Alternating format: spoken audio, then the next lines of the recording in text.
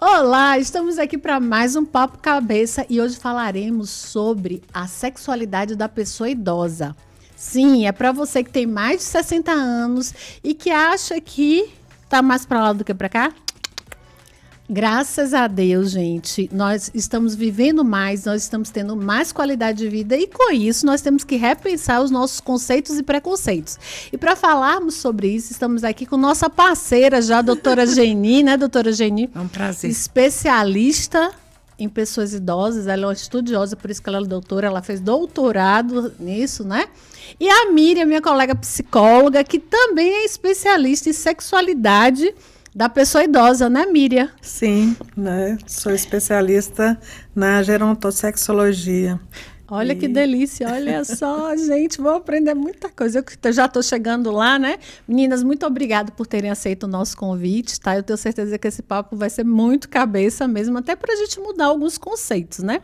E aí eu vou começar com a senhora, doutora Geni, tá?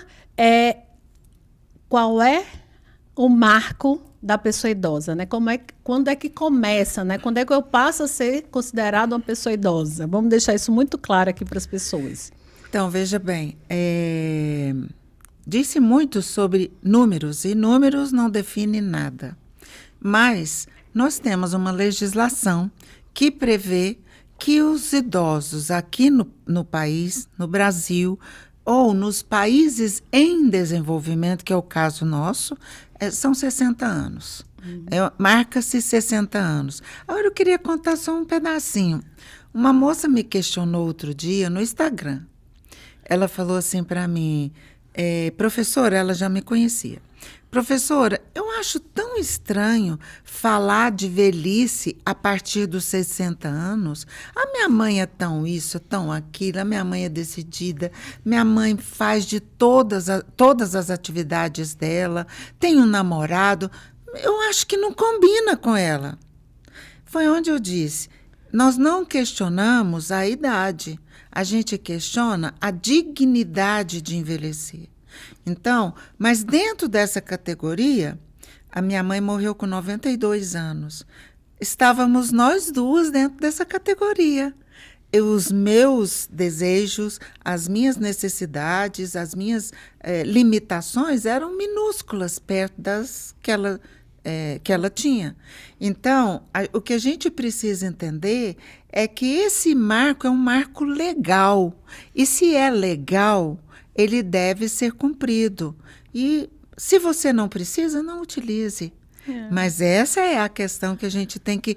Eu não quero negar. Não, eu não quero estacionamento, eu não quero isso. Não, queira. Um dia você vai precisar. Se você não precisa hoje e negar, pode ser até que acabe. E depois você vai precisar. Interessante falarmos sobre isso. Gente, direito adquirido é direito adquirido. Então, aos 60 anos, você pode conseguir, né? Como é que eu diria? Seu passaporte. Adorei, exatamente. Seu passaporte lá, estacionar mais perto dos locais. Então, aproveita. A gente já trabalhou tanto aos 60 e eu tô quase lá, viu? Miriam, e aí? Vamos falar sobre sexualidade?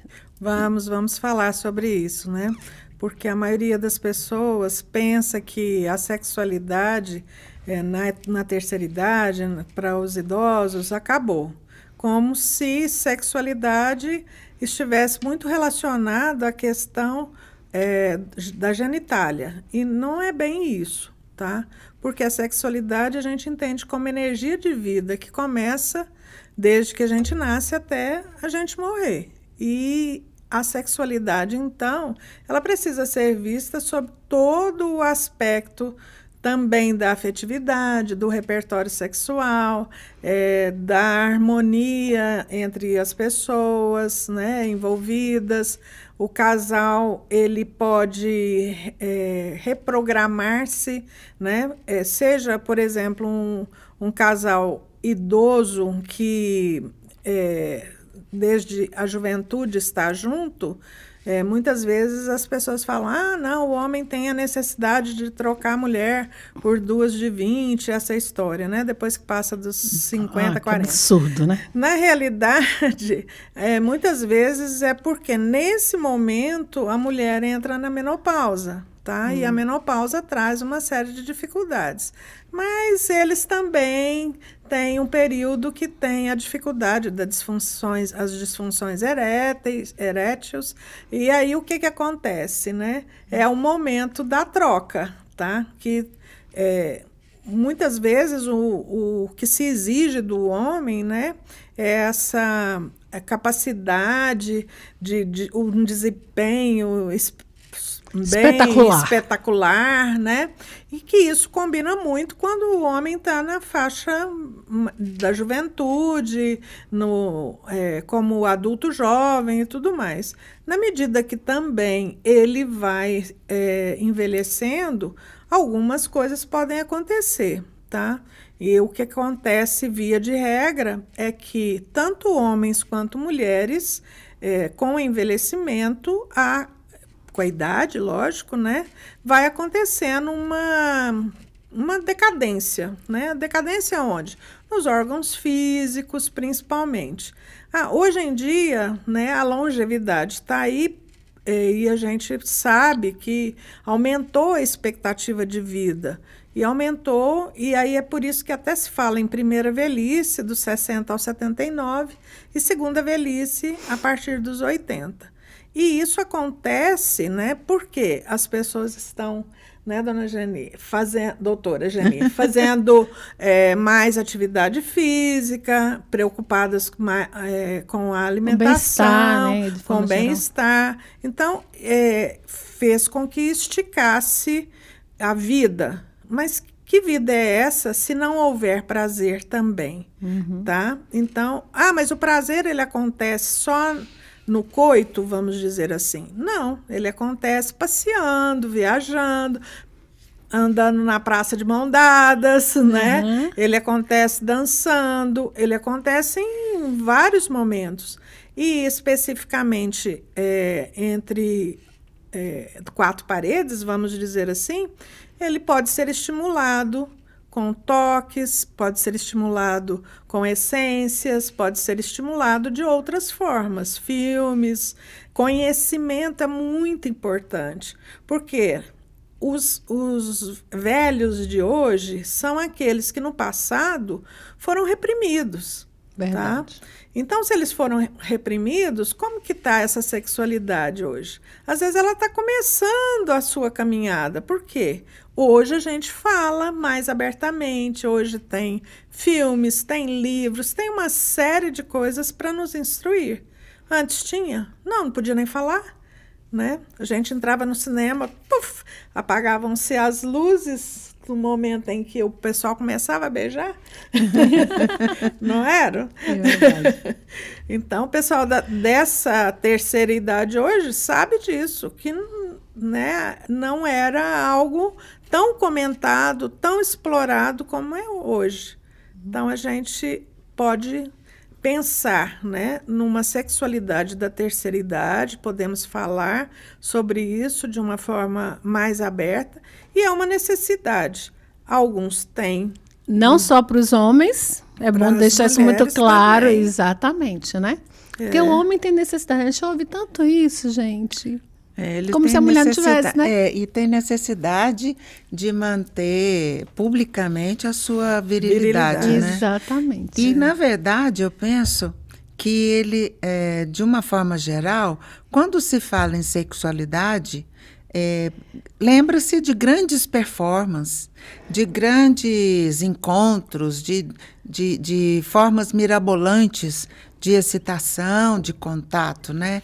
E, na verdade, não é só por aí, que existe um outro lado muito importante, que é a cumplicidade, o contato, o diálogo, a comunicação.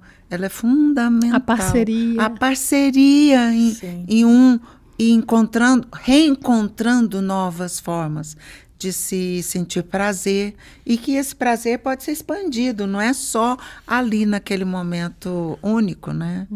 Então eu penso um pouco também por aí. Que coisa boa. Mas vamos voltar, Miriam, que tá interessante. E eu fiz questão de falar da mulher, porque assim, é o que a gente mais ouve. A nossa sociedade ainda é muito machista e patriarcal, né?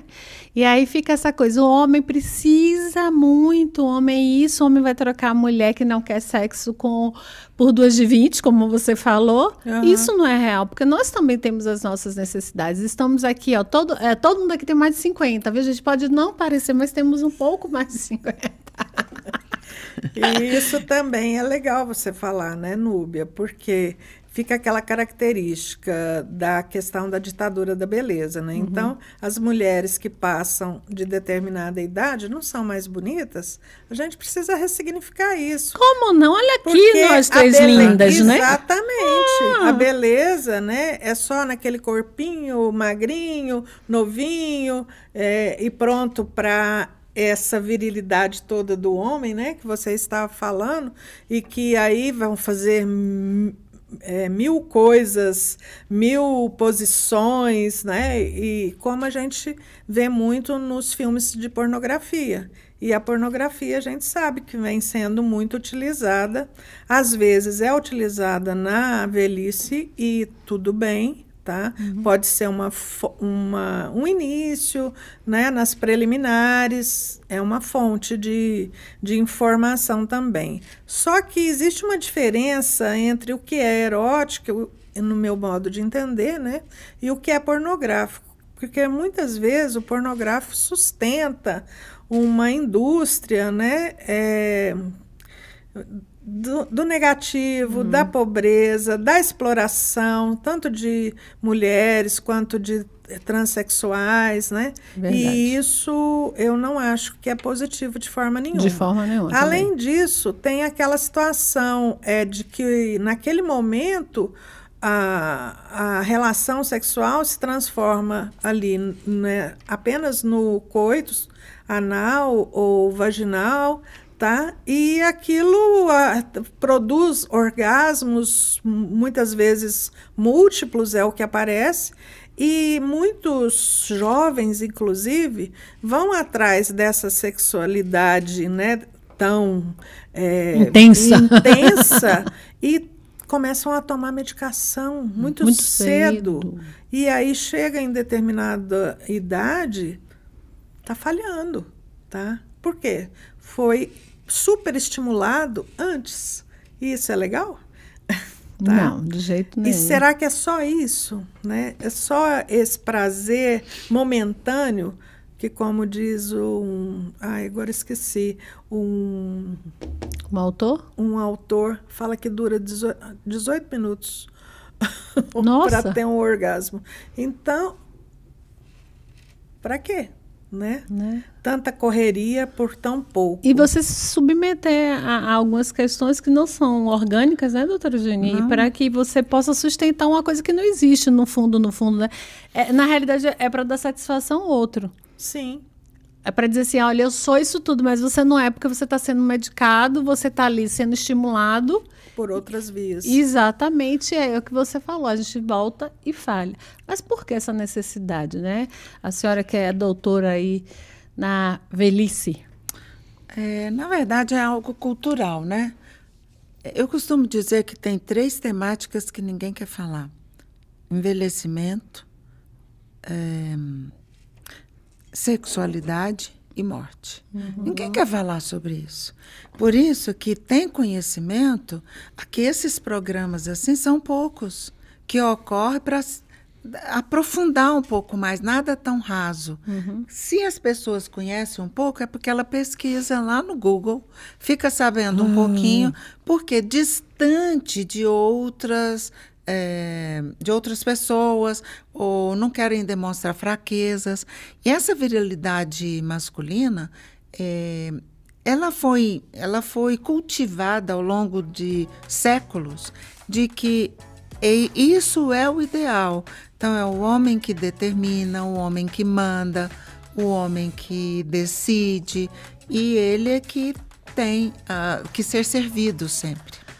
Guarda isso aí, porque a gente vai para o intervalo e volta já, porque o nosso papo é cabeça.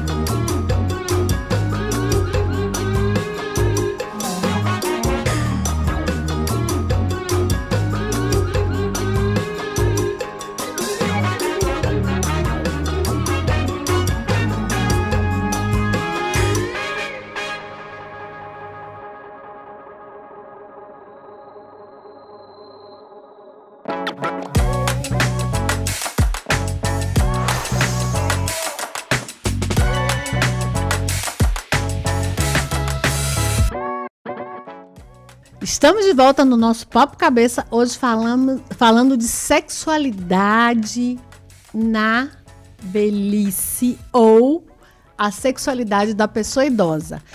Doutora Geni, vamos voltar a essa coisa da hegemonia masculina no sexo, porque é uma hegemonia, né? Com certeza. O homem manda, o homem deseja, o homem quer, mas depois eu vou passar para a Miriam a questão do conhecimento e do autoconhecimento do corpo, né? O homem normalmente faz isso muito cedo e a mulher vem fazer isso depois por causa dos conceitos e preconceitos. Graças a Deus isso tem mudado, tá, gente? Porque sexualidade é para todo mundo, em várias idades aí.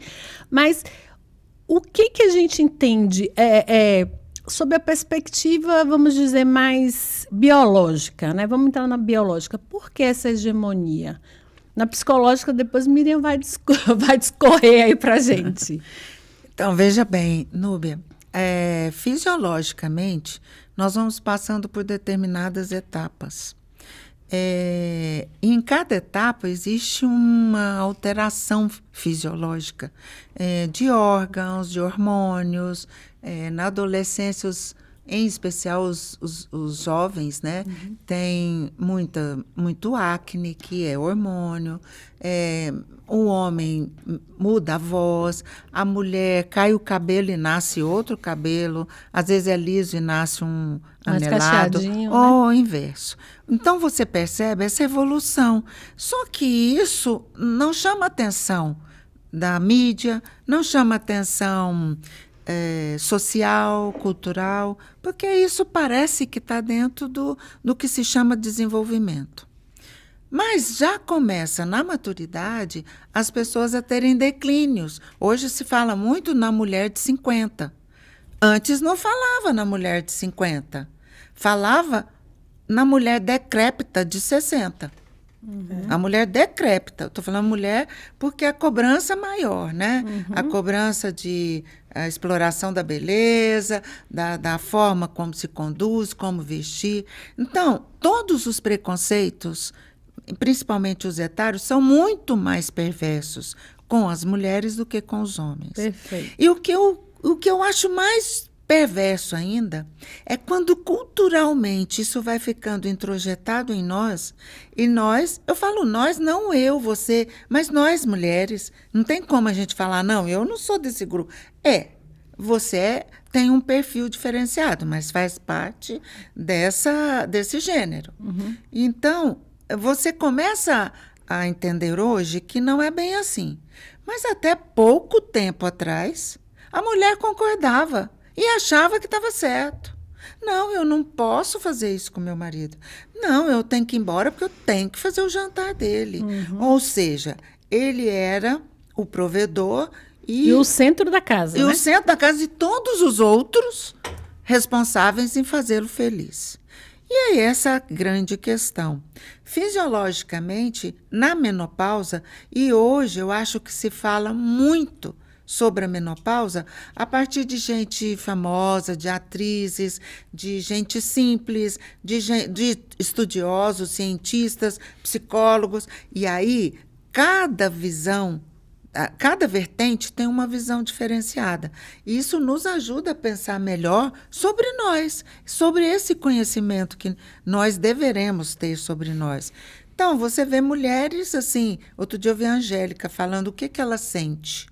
Aí, quando você vê uma moça bonita, né, e atriz, e lá distante, você acha que ela não tem nada disso, ela tem igual. Totalmente. Todos nós somos assim.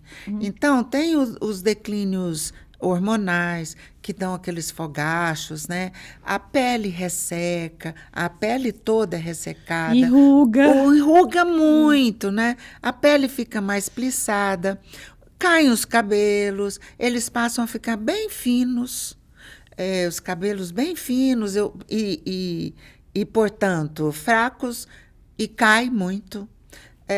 As unhas ficam muito quebradiças, a sua voz altera, a sua forma de equilíbrio emocional, ela é alterada. E equilíbrio físico também, e esse né? equilíbrio emocional e físico é o mais difícil acontecer, porque de um lado tem uma consciência falando uma coisa, de outro tem as emoções dizendo assim, não, aqui que é melhor, não vamos pensar assim. E ainda tem toda essa pressão da sociedade. Então, é um desequilíbrio, é difícil, mas o homem tem também. A andropausa também muda muito o homem. Só que eles, para se fazerem mais homens, e por muito mais tempo, dizem não sentir nada. Pesquisas comprovam que os homens sentem muitos dos problemas que as mulheres sentem. Só que eles não divulgam, né? É bom que não é explorado. Não é explorado. E não tem ibope, né? Não. Já perceberam? Não tem ibope. Ninguém fala. Você nunca viu um homem chegar na roda e dizer assim, eu tô com andropausa. Gente, andropausa é a menopausa do homem, tá? Isso. Só para fazer um paralelozinho. É quando há o declínio dos hormônios, do mesmo jeito que tem com as mulheres, tem com os homens também. Mas, de fato, ela é pouco falada. Ninguém chega no boteco, o cara não chega assim, ai, tô com aquele calor, tô na andropausa. Eles não falam isso, viu? Desculpa, doutora Geni. Fui eu que peço desculpas, mas sentem. Então, eles sufocam um pouco isso e o homem é mais reservado, né, nesse sentido. A gente fala, nossa, um calorão hoje. Nossa, e essa dor Nossa, hoje eu enchei, coisa que nem acontece comigo. E, por fim, as mulheres se exploram mais e deixam que outras pessoas saibam dela. São mais abertas. São mais abertas. E, portanto, tem uma condição de equilíbrio muito maior do que os homens. E procuram mais psicólogos também, né? Procuram mais psicólogos, fazem mais atividades físicas. Vão mais ao ginecologista. Vão mais ao ginecologista, do que o homem cuida urologista. Da saúde. Né? O autocuidado com as mulheres é muito maior, né? O homem, para ir ao médico, quase que tem que amarrar, muitos, né? Mas eu faço uma pergunta. Vocês já viram cartazes assim, saúde do homem? Só no outubro, ou no novembro azul, né? só. E não é muito habitual, assim. Por exemplo, das mulheres aparecem lá, saúde da mulher. Aí você vai num postinho, tem um banner, saúde da mulher. Você vai na UBS, tem. Você vai num hospital, tem um banner, saúde da mulher. Raramente você vê saúde do homem. Verdade. Eu vi uma única vez. E não era em outubro, por isso que me chamou mais atenção. Novembro. E aí me chamou mais atenção, por isso, não era novembro. E me chamou muita atenção. Então, as mídias também, o marketing, foca mais nas mulheres do que nos homens.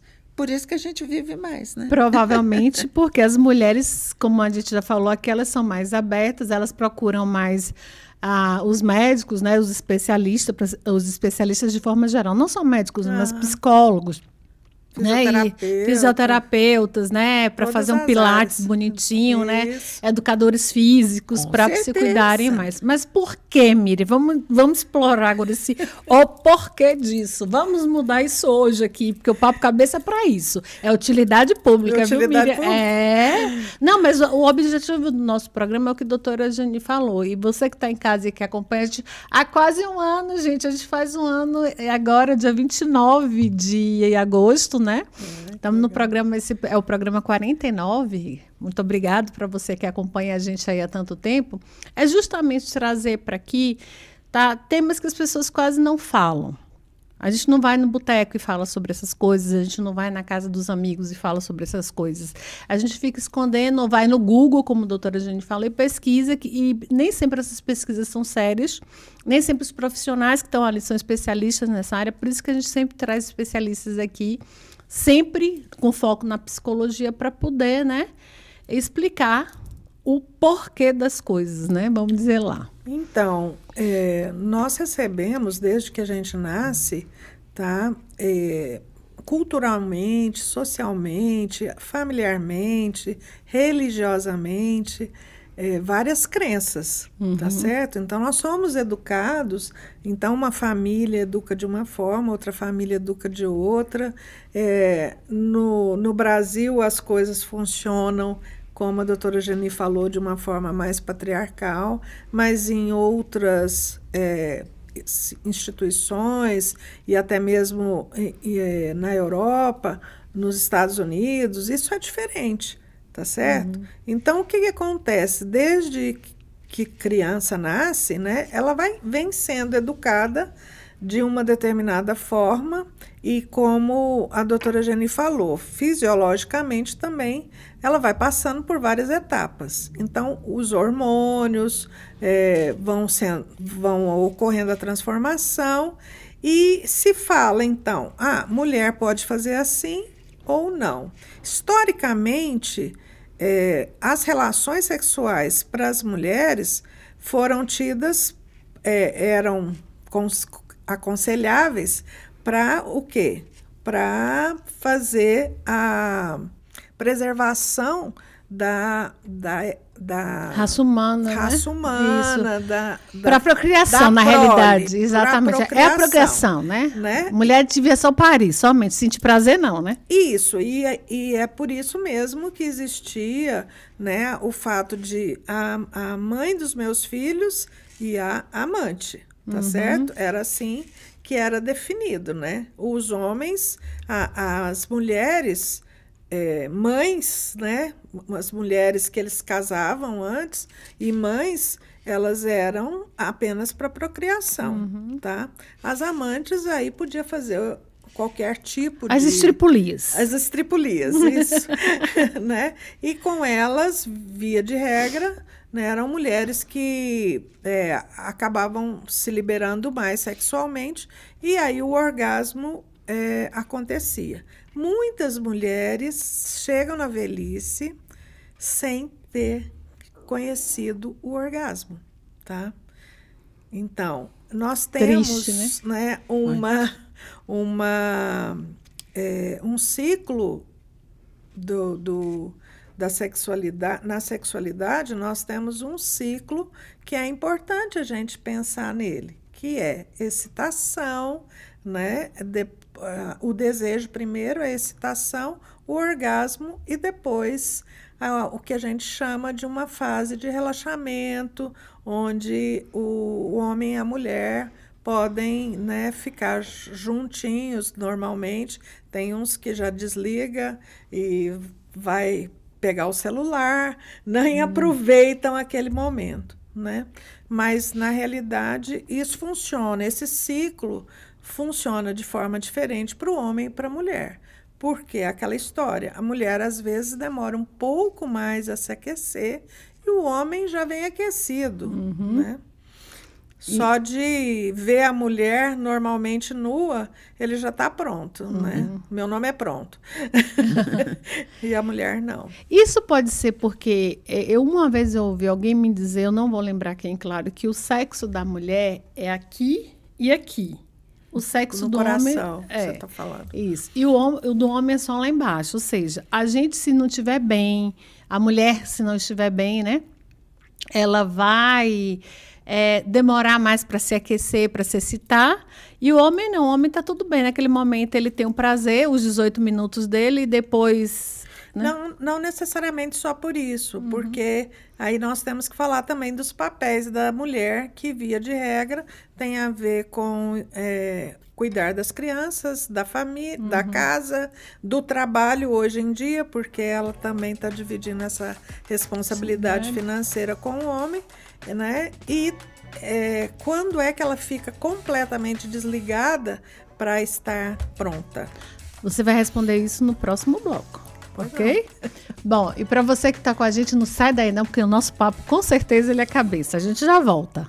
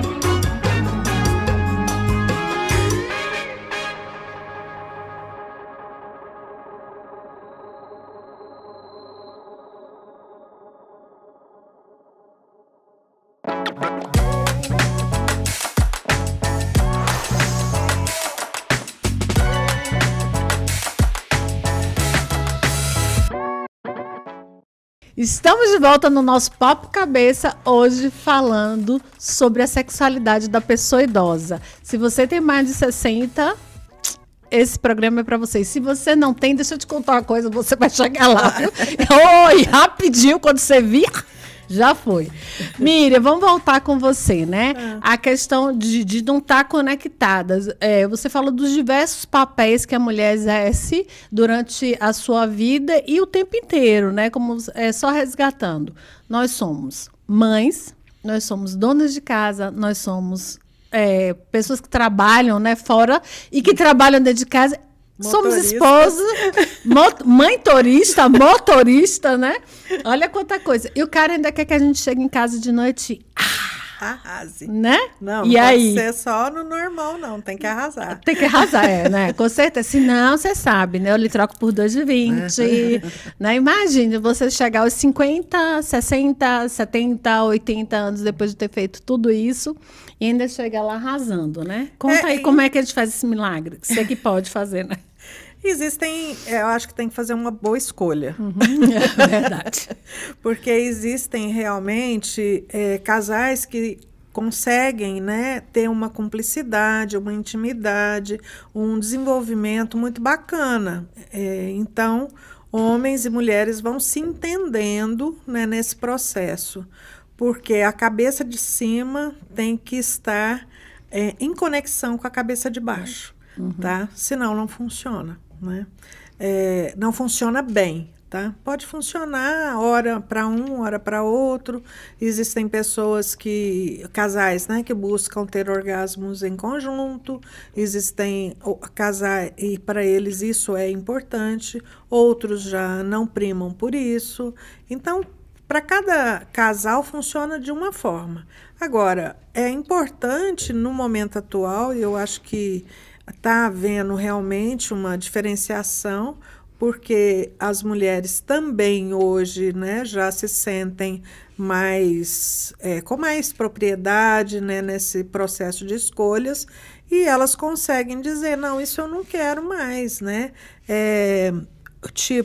Eu não quero mais agressividade, eu não quero mais toxicidade, eu não quero maltratos, eu não quero abuso, né? E isso é muito bom, mas é importante a gente saber que essas situações, elas aparecem de uma forma repetindo um ciclo, muitas vezes, que eu digo, né, que é do sistema familiar, tá? Então, as pessoas têm que aprender isso, que só vai conseguir perceber se observar e se fizer, às vezes, um processo de autoconhecimento, uma terapia, para identificar que está repetindo coisas que não gostariam, padrões, da crenças, família, né, familiares, e que não foram resolvidas.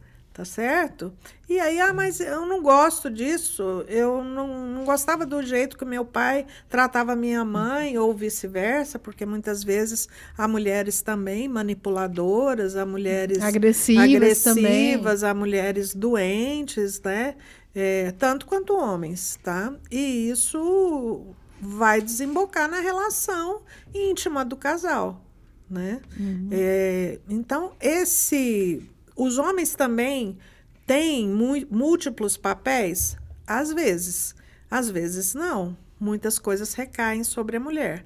Mas hoje em dia está mais distribuído. Então, há homens que vão para a cozinha, fazem a comida, lavam a louça, ajudam com os filhos, levam na escola, participam de reunião, né? Isso é ótimo, tá certo? Divide a carga, né? Divide essa carga, né? Mas no passado não foi assim. Mas esses homens mais idosos que a gente está falando, dessa geração, né? Provavelmente eles não fizeram tudo isso, tá? E é por isso exatamente que às vezes há uma dificuldade nesse momento agora, né? Dessa velhice que nós estamos dizendo, de acordo entre eles. Tá? Mas eu hoje tive em um determinado momento do dia, nada acontece por acaso, né? Eu recebi um Reels, né, do Instagram, falando sobre uma mulher de 70 anos, que estava dizendo que aos 70 anos, depois de 14 anos que ela tinha ficado viúva, a filha resolveu colocá-la num site de relacionamento, né? Que legal. Não, mãe, vem cá, vamos para um site de relacionamento. E aí ela encontrou o marido, o segundo marido dela, tá? 75? 70 anos. 70 o marido tinha 69. E eles se casaram novamente, né? Depois de se encontrarem, conversar e tudo mais. E ela falando, né? Que ele convidou-a para o motel. E ela falou, como? Eu não posso ir para o motel. Né? E aí, algumas coisas que, de repente, ela foi se permitindo, como mulher, fazer, que as filhas provavelmente já tinham feito. E ela estava se sentindo ótima, né? Porque tinha conseguido essa liberdade.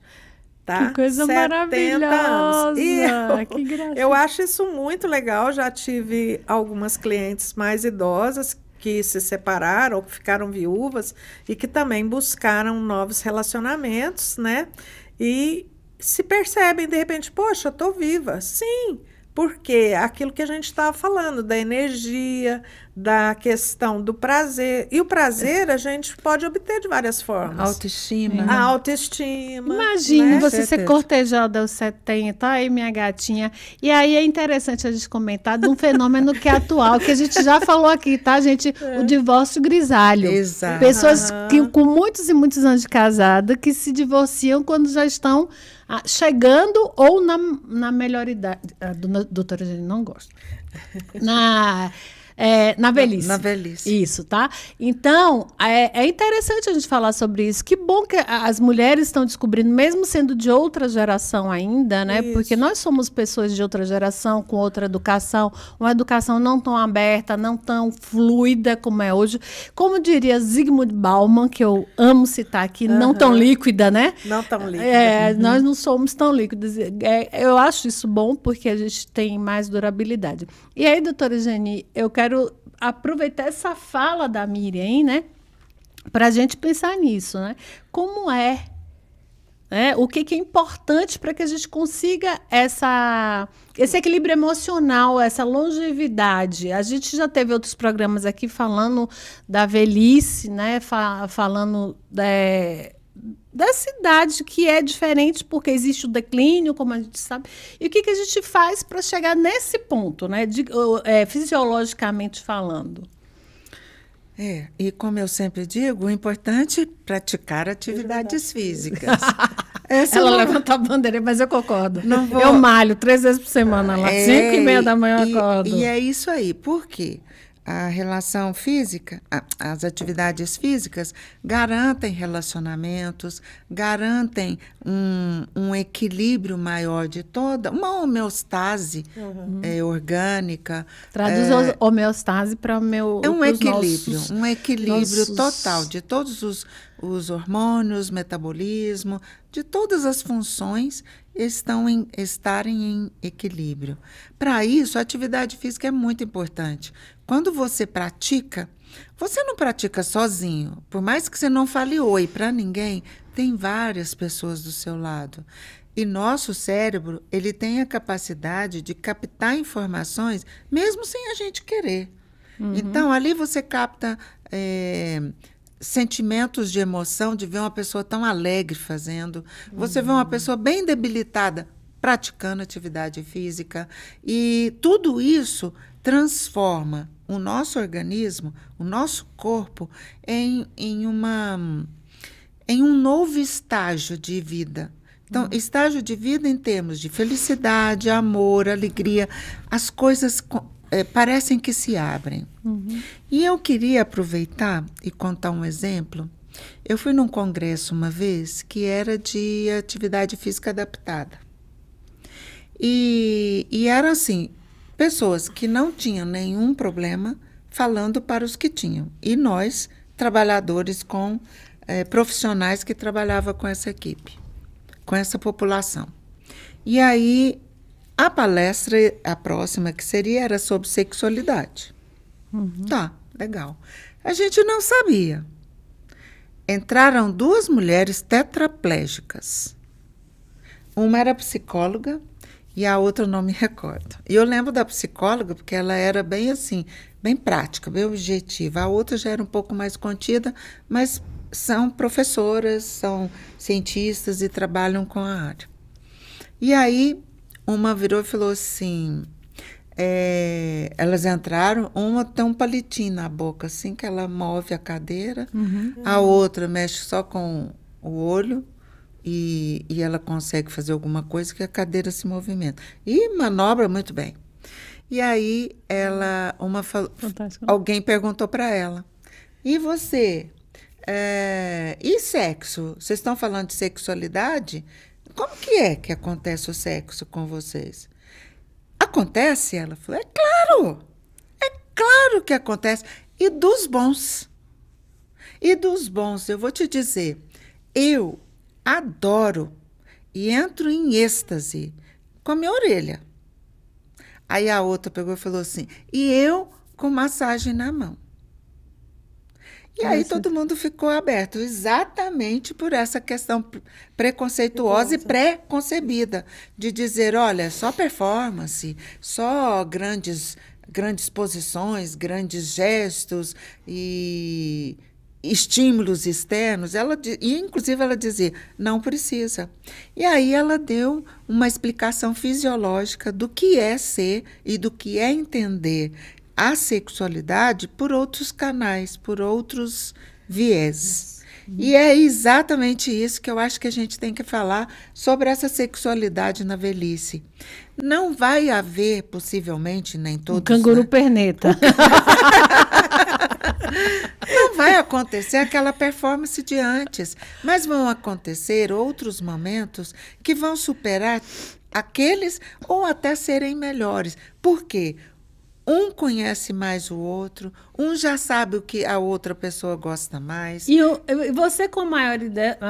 bom, na velhice você se conhece melhor, provavelmente. Claro. Ou se não se conhece, é porque não quis também, né? Pode pelos preconceitos, né? Também. Houve repressão. Sim. Mas sempre é tempo, né? De fazer mudanças. Por isso que tem psicóloga aqui, gente, a especialista. Ela depois vai dar o contato dela. Vamos pensar nisso. E você tem mais intimidade com a pessoa. Não quer dizer que você não possa ter outros amores, né? Várias pesquisas que eu já fiz, e uma delas, eu perguntava para pessoas viúvas, e a pergunta era única. Qual o seu sentimento sobre estar viúva? Quase 100%. Liberdade. E falava com a carinha boa, assim, liberdade. Hoje eu saio a hora que eu quero, eu como. Se eu quiser fazer almoço, eu faço. Se eu não quiser, eu não faço. Eu venho aqui, pratico atividade física. Se eu quiser ficar aqui, eu já passo ali no bar, tomo uma cervejinha. Ou seja, estar casada era uma dificuldade penosa e perversa para a mulher, para essas mulheres que eu pesquisei, porque casar significava para elas estar aprisionadas né? Em si, inclusive. É isso mesmo? Acontece, né? Acontece. É porque está sempre se referindo ao desejo do outro, à vontade do outro, né? Gente. Isso, e é por isso que é importante o autoconhecimento para identificar o seu próprio desejo, né? E que amarras foram essas que te seguraram até agora para poder ressignificá-las, senão não tem sentido. Viver, né, é libertador também, né? E viver na velhice também é libertador. Agora, é preciso entender como que faz esse processo, né? E para isso que existem os psicólogos. Menina, se eu contar para vocês que já acabou, vocês acreditam? Não acredito. Juro. Tem muita coisa para ser dita. Vocês contaram errado o tempo aí, viu? Não, a gente não falou nem a metade. Bom, mas eu quero agradecer, doutora Jani, muito obrigada mais uma vez. E a gente teve uma sintonia tão grande, porque eu ia mandar para ela, né? Aí ela me mandou, eu fiz, nossa, tô gravando. Legal, eu ia foi te ligar. Fantástico, né? E muito obrigado, por favor, fique à vontade, pode se despedir. Então, pessoal, é o seguinte, envelhecer é uma arte mesmo. E as pessoas reclamam, né, que não é uma coisa boa. Ela é boa, sim. A outra opção é muito pior. E viver a velhice não significa que a partir dos 60 você comece a pensar nela. Não, ela começa a fazer parte da sua vida lá na sua juventude, para que você chegue aqui bem e saiba aproveitar o que você tem de melhor. Muito obrigada, doutora Geni. Miriam, muito obrigada. Amém. A gente vai ter outro programa, porque eu estou vendo que esse aqui não deu para nada. Fique à vontade. Se quiser divulgar suas redes sociais. Ah, sim. Seu Instagram. Eu sempre esqueço. @benditaidade, @benditaidade ou @Genicosta. Muito obrigada, doutora Geni. Miriam, fique à vontade.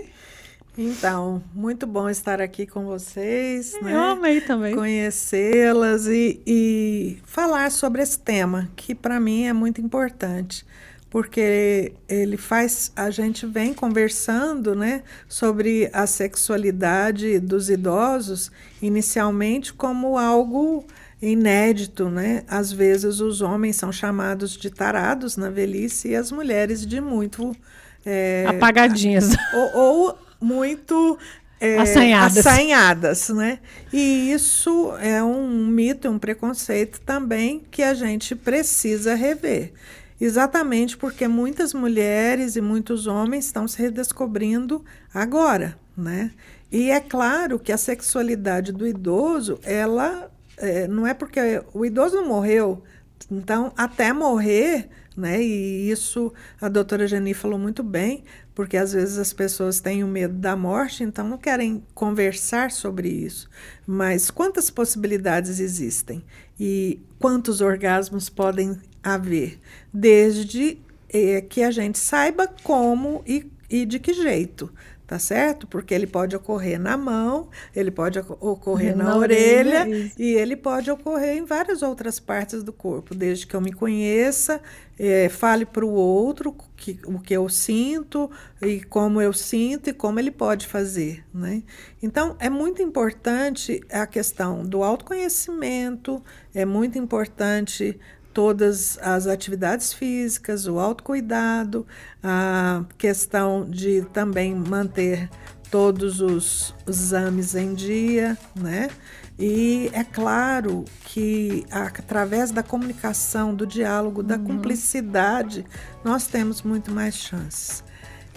Eu sou Miriam Vieira, meu Instagram é @Miriam Vieira Psicô, tá? E tem aquele tracinho embaixo. O underline. O underline. Obrigada, meninas. E para você que esteve com a gente, um beijo no coração e até o próximo Papo Cabeça. Fiquem com Deus.